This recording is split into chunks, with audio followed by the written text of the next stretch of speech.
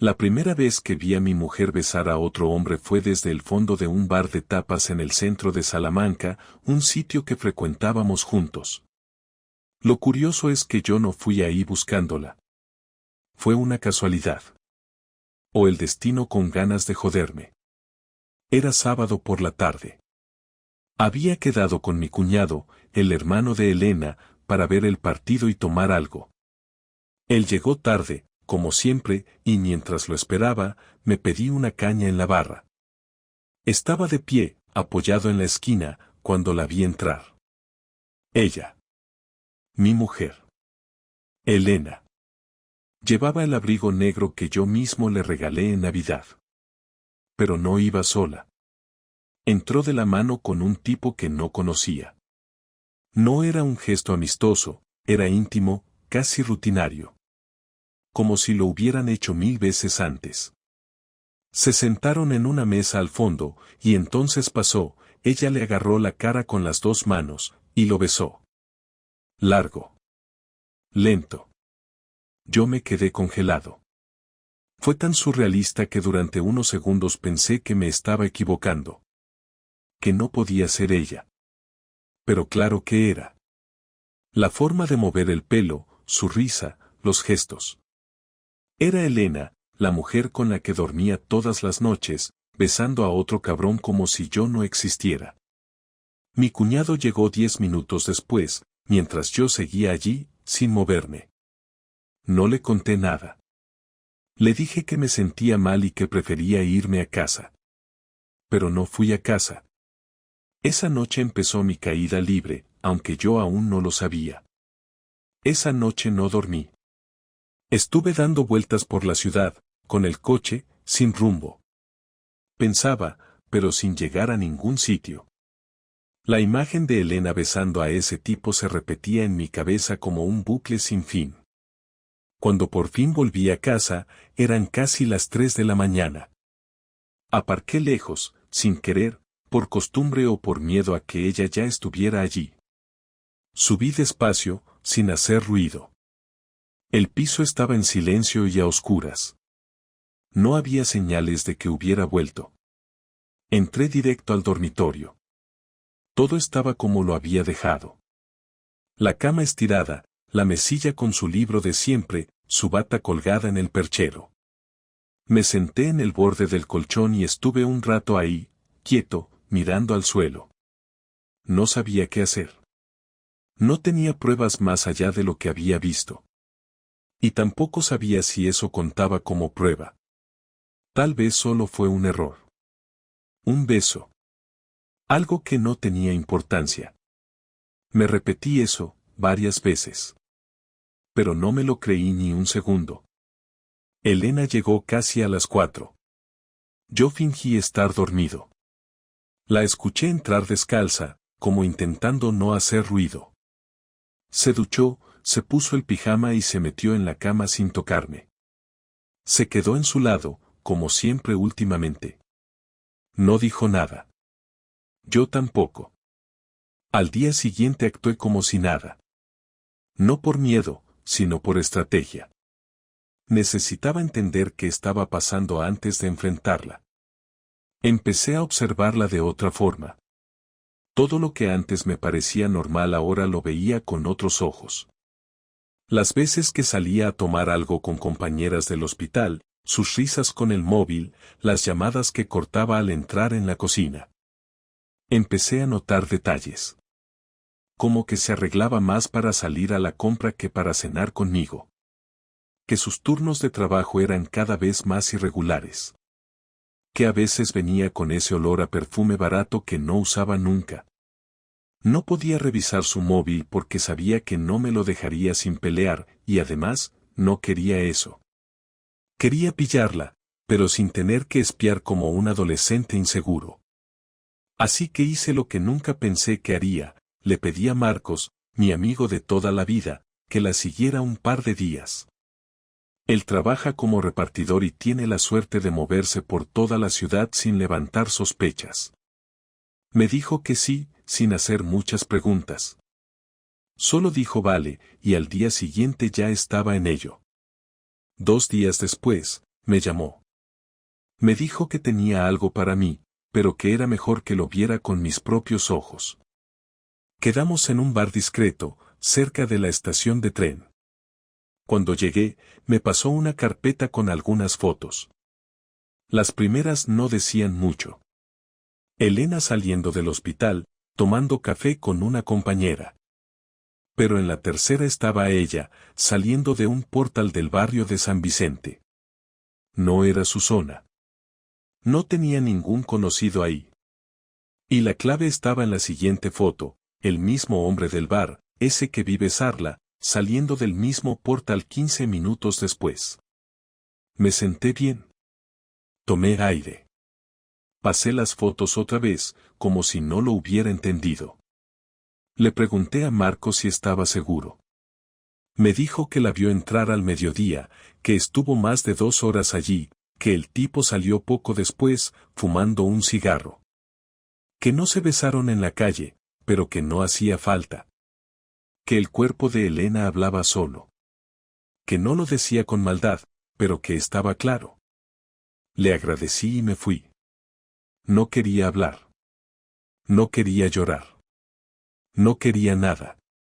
Solo caminar. No pensé, no planeé, no sentí. Era como estar viendo mi vida desde fuera, como si todo estuviera pasando a otro. Pero era mi mujer, mi casa, mi historia. Yo era el idiota que creía que teníamos algo sólido, mientras ella se iba a casas de desconocidos a pasar la tarde. Volví a casa con la cabeza llena de ruido. Elena no estaba. Revisé sus cosas, sin tocar, solo mirando. Todo seguía igual. Su cepillo, sus libros, sus cremas. Pero todo me parecía falso. Un decorado. Me metí en la ducha, no por higiene, sino porque necesitaba hacer algo que no fuera pensar. Cuando salí, ella ya había vuelto. Hola, dijo, como si nada. ¿Qué tal el día? Normal, contesté. Ella se quitó los zapatos y fue a la cocina. Me preguntó si quería cenar algo. Dije que no tenía hambre. Me miró raro, pero no insistió. Encendió la tele y se puso a ver una serie. La misma rutina de siempre. Solo que ahora yo sabía que todo era una farsa. Que mientras me ofrecía tortilla, se había pasado la tarde en la cama con otro. Esa noche dormí poco. Y no porque no pudiera, sino porque no quería. Me quedé despierto escuchando su respiración, mirando al techo, sintiendo que estaba viviendo con una persona que ya no conocía. Lo peor no era el engaño. Lo peor era no saber cuánto tiempo llevaba viviendo esta mentira. ¿Un mes? ¿Un año? ¿Desde cuándo ya no me elegía a mí? No lo sabía. Pero algo en mí se rompió esa noche. Algo que ya no volvería a encajar. Esperé 2 días más. No porque no tuviera el valor de hablarle, sino porque quería elegir el momento exacto, el sitio preciso. No quería un enfrentamiento en casa, con las paredes escuchando y los vecinos inventando. Necesitaba estar en un lugar donde pudiera mirarla a la cara y no tener que contenerme por miedo a romper algo. Así que el domingo por la mañana, mientras desayunábamos en silencio, le propuse ir a comer fuera. Elegí un sitio tranquilo, un restaurante pequeño en las afueras donde nunca habíamos ido. Ella aceptó sin sospechar nada. Se arregló un poco más de lo normal, se pintó los labios y se perfumó con el que siempre usaba cuando quería impresionar. No sabía que ya no tenía a quien impresionar. Durante el camino, hablamos de cosas sin sentido. El tráfico, el tiempo, un problema en el hospital. Yo asentía, sin escuchar realmente. Tenía la mente fija en lo que iba a pasar, en cada palabra que iba a decir.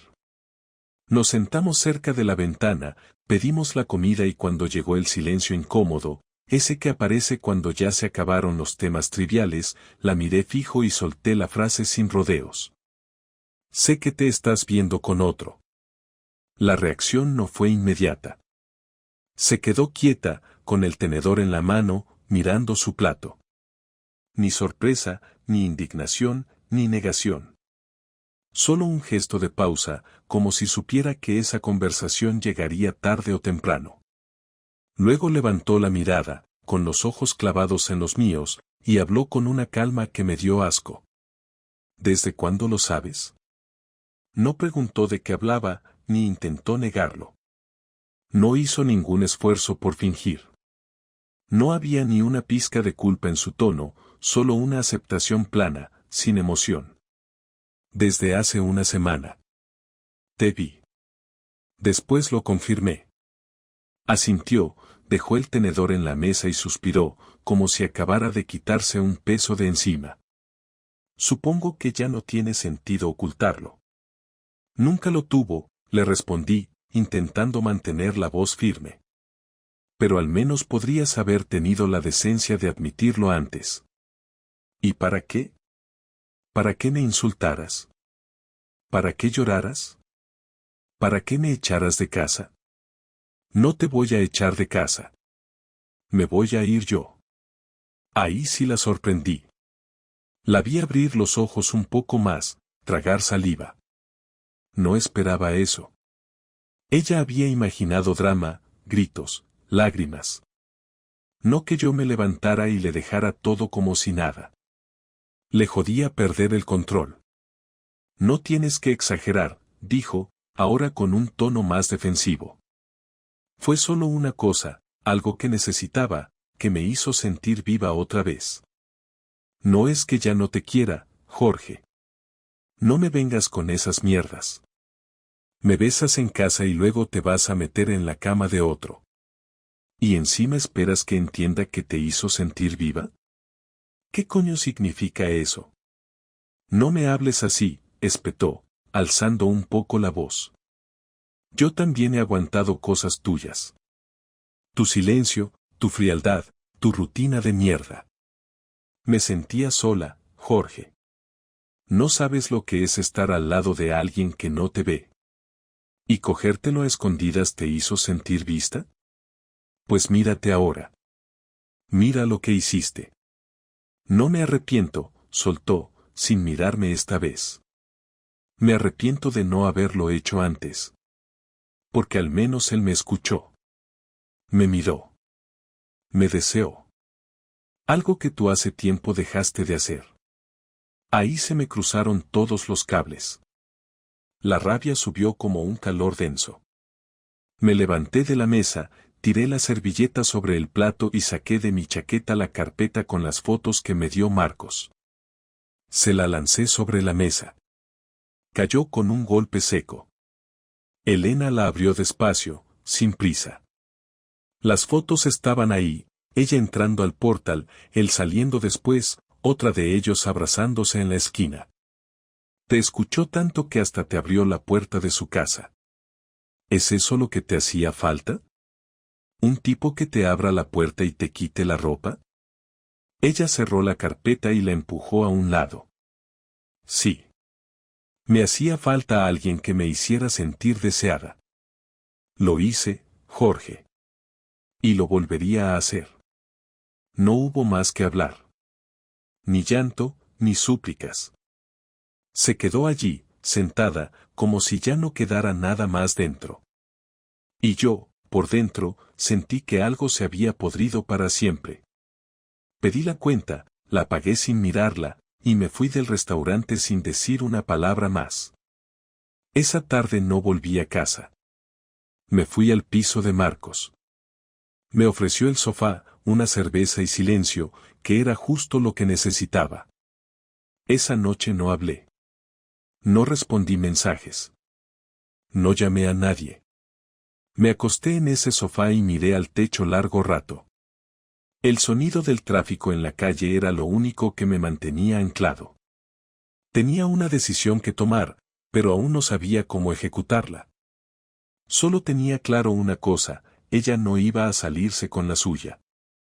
Estuve 2 días más en casa de Marcos sin decirle nada a nadie.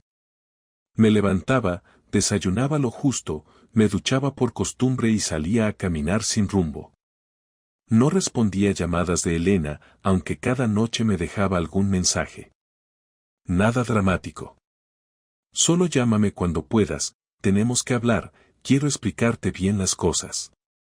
Pero yo ya había escuchado suficiente. No quería explicaciones, quería consecuencias. Y las quería ahora. Durante esas caminatas se me fueron ordenando las ideas. No tenía interés en gritar ni en rogar, ya había visto todo lo que necesitaba. Si ella se sintió con el derecho de acostarse con otro mientras compartía mi cama, entonces yo me reservaba el derecho de hacer algo con esa información. No por rencor, sino por lógica.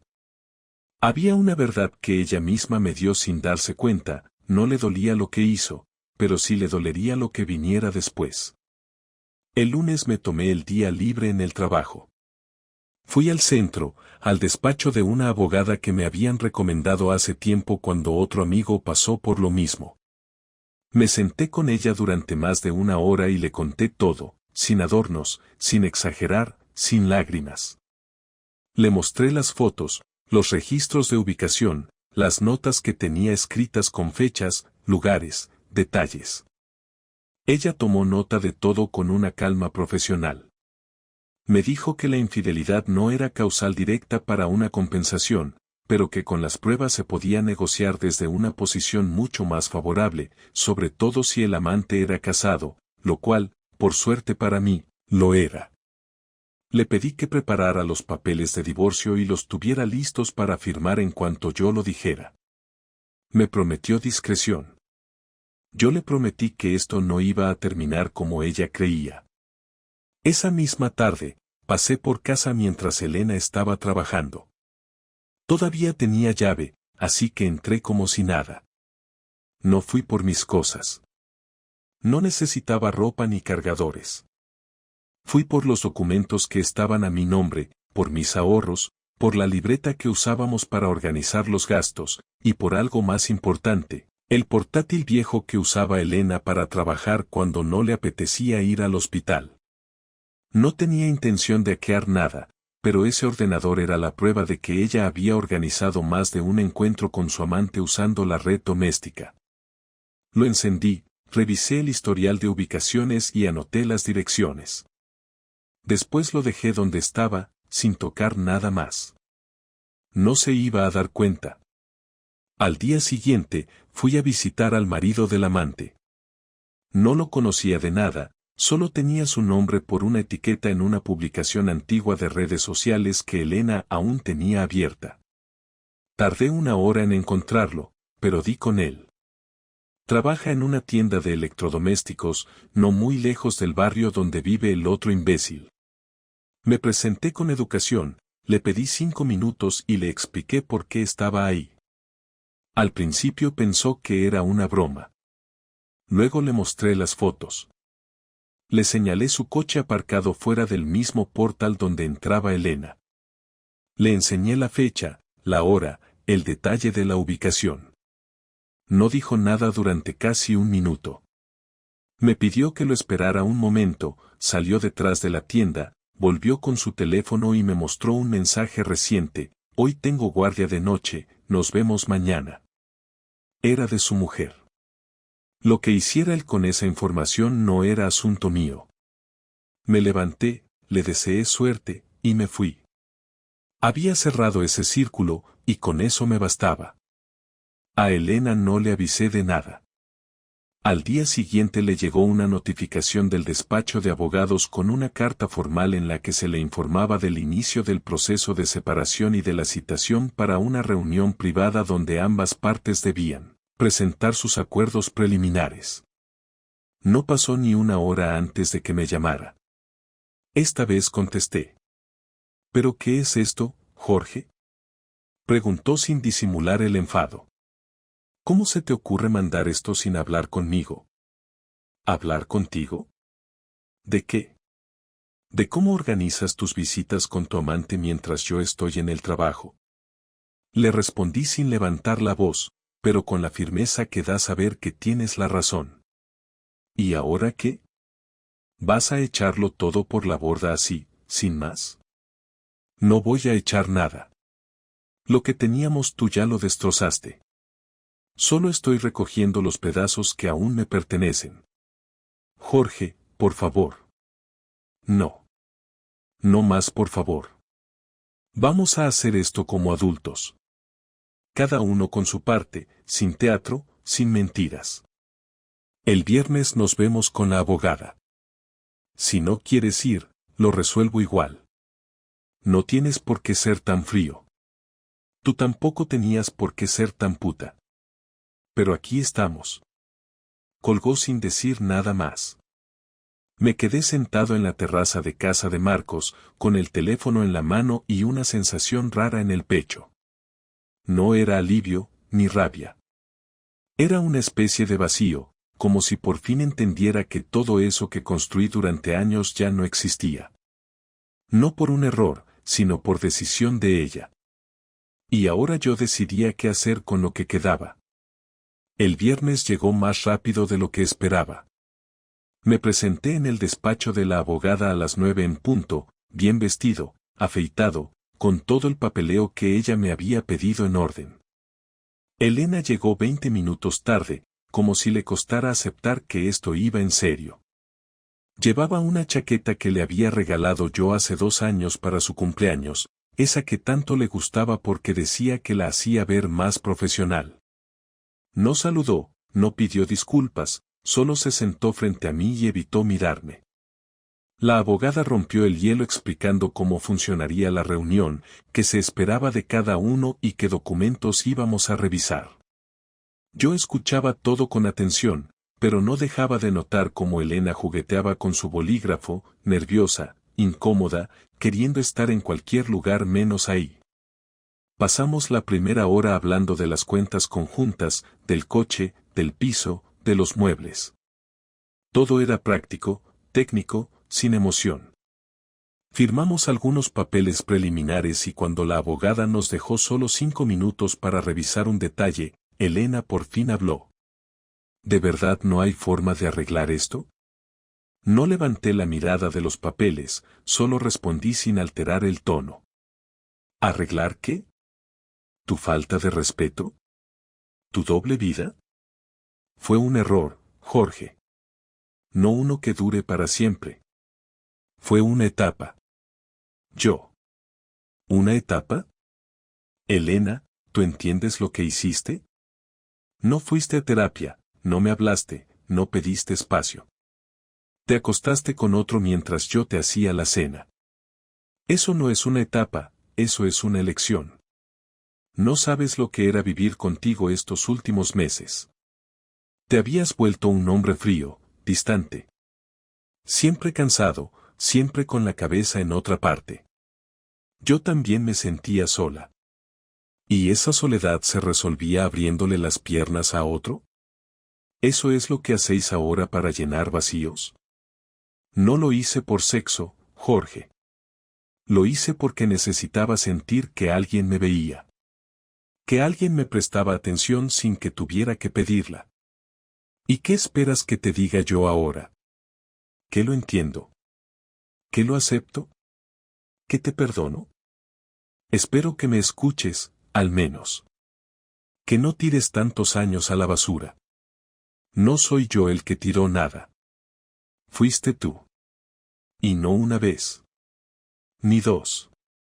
Durante semanas, quizá meses. Me mentiste todos los días. Me abrazabas después de haber estado con él. Me mirabas a los ojos como si no pasara nada. ¿Y ahora quieres comprensión? No te estoy pidiendo que me perdones hoy. Solo te estoy pidiendo que pienses, que no tomes decisiones tan rápido, tan en caliente. ¿En caliente? Han pasado casi 2 semanas. Y aún me estoy enterando de cosas. Como que no era la primera vez. Como que lo veías antes de ir al trabajo. Como que incluso usaste dinero de nuestra cuenta común para pagar cenas con él.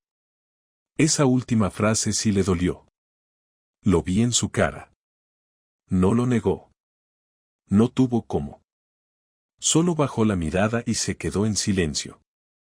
Yo me levanté, recogí mis papeles y le dije lo que tenía que decirle sin levantar la voz, pero mirándola directamente a los ojos. Elena, yo ya no confío en ti. No como pareja, no como persona. Puedes llorar, puedes justificarte, puedes buscar culpas en mí si quieres. Pero ya no sirve.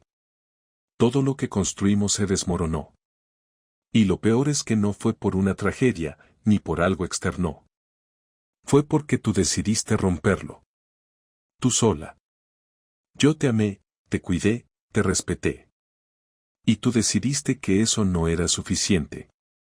Pues bien, ahora vas a vivir con esa decisión. Y yo con la mía. Ella se quedó sentada, sin decir nada más.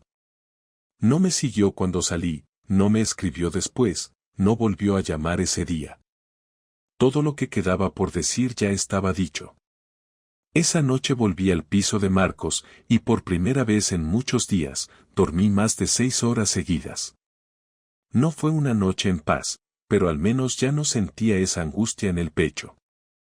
Me desperté al día siguiente con la certeza de que lo peor había pasado. Que lo difícil ahora no sería sobrevivir, sino reconstruirme. Pasaron 3 semanas desde aquella última reunión. No volvimos a vernos. Elena firmó los documentos sin problemas, no puso objeciones y no pidió ningún tipo de arreglo especial. Supongo que entendió que no tenía mucho con qué negociar. La abogada me llamó una tarde para confirmar que ya estaba todo en curso, que en unas semanas más el divorcio sería definitivo. Me colgó con un tono formal, como quien cierra un trámite de cualquier otro tipo, y me quedé ahí sentado, en el salón del piso de Marcos, sin saber qué hacer con ese momento. No sentí alegría ni alivio, tampoco tristeza. Solo una especie de pausa larga, como si mi cabeza necesitara tiempo para darse cuenta de que todo había terminado de verdad. Esa noche no salí. Me abrí una cerveza, cené solo y apagué el móvil. No tenía ganas de hablar con nadie. Marco se fue a dormir temprano y me dejó el espacio. No dijo nada, como siempre hacía cuando notaba que yo no tenía humor para conversar. Por raro que suene, ese silencio me ayudó más que cualquier consejo. Al día siguiente me levanté con una decisión clara. Fui a casa, recogí el resto de mis cosas, dejé las llaves en el buzón y salí sin mirar atrás. No había nada que quisiera recordar ahí. Nada que necesitara volver a ver. Empecé a buscar un piso propio, algo pequeño, sin muchas pretensiones. Encontré uno en el mismo barrio, a 4 calles del trabajo. No tenía terraza ni vistas, pero era mío, y no tenía historia detrás. Pasé los primeros días acomodándome, comprando cosas básicas, adaptándome al nuevo ritmo. Aprendí a cocinar para uno, a pasar noches sin hablar con nadie, a hacer planes sin tener que avisar. No fue fácil, pero tampoco fue el infierno que me imaginaba. De hecho, hubo momentos en que me sorprendía sintiéndome bien, como si el peso que arrastraba durante años ya no estuviera sobre los hombros. Volví al trabajo con más energía. Mis compañeros sabían que algo había pasado, pero nadie preguntó nada directamente. Agradecí esa discreción. Me dediqué a poner en orden mi vida, mis rutinas, mis horarios. Empecé a dormir mejor. Empecé a leer otra vez. Volví al gimnasio después de años sin pisarlo. No para cambiar mi cuerpo ni para impresionar a nadie, sino para descargar todo lo que había acumulado durante ese mes. Ahí fue donde entendí que lo que más me dolía no era que Elena me hubiera engañado, sino que durante mucho tiempo yo había ignorado lo que ya era evidente. Había señales, detalles, silencios raros, distancias sin explicación. Pero me negué a verlos. Quise creer que todo se arreglaría solo. Y eso fue lo que más me jodió. Haberme fallado a mí mismo. Una tarde, semanas después de haber firmado todo, Elena me escribió. No fue un mensaje largo. Solo decía ¿podemos hablar un día, sin reproches? Tardé 1 hora en responder. Le puse que sí, que podíamos vernos, pero que no esperara nada. Quedamos en una cafetería, a media tarde, un martes cualquiera. Ella llegó antes que yo, me saludó con un gesto tímido y se sentó sin decir nada. La vi más delgada, con ojeras, el pelo mal recogido, la mirada apagada. No me causó lástima, pero me hizo ver que ella también estaba pagando su parte. Me preguntó cómo estaba. Le dije que bien. Me dijo que necesitaba cerrar las cosas hablando una última vez. No por volver, sino por entender. ¿Me odias? Me preguntó, mirando al café que no había tocado. No, le dije sin dudar. Pero tampoco te respeto. Y eso es peor. No me di cuenta de lo que estaba perdiendo hasta que lo vi firmado en un papel. Eso pasa cuando uno juega a doble vida. No lo justifico. Solo te digo que ahora lo entiendo. Un poco tarde, ¿no? Sí. Demasiado tarde. Nos quedamos en silencio. No había nada más que decir. No se disculpó, pero tampoco lo esperaba. Me agradeció por haber sido tan decente durante todo el proceso. No contesté. Nos levantamos, nos despedimos con un gesto seco, y cada uno se fue en una dirección distinta. No he vuelto a saber de ella desde entonces. Me enteré por amigos en común que cambió de hospital y que se fue a vivir a otra ciudad. Supongo que necesitaba empezar de nuevo, como yo. Hoy, casi un mes después de aquella última conversación, siento que ya no cargo con nada. No hay rabia, no hay tristeza.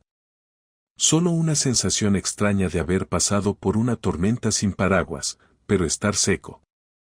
Lo que aprendí de todo esto no es que las personas cambian, ni que el amor se acaba, sino que si no estás dispuesto a ver las señales, te vas a romper sin darte cuenta. Me juré que nunca más me voy a quedar en un sitio donde no me quieran bien. Donde tenga que dudar de si soy suficiente. Porque lo fui. Y lo soy.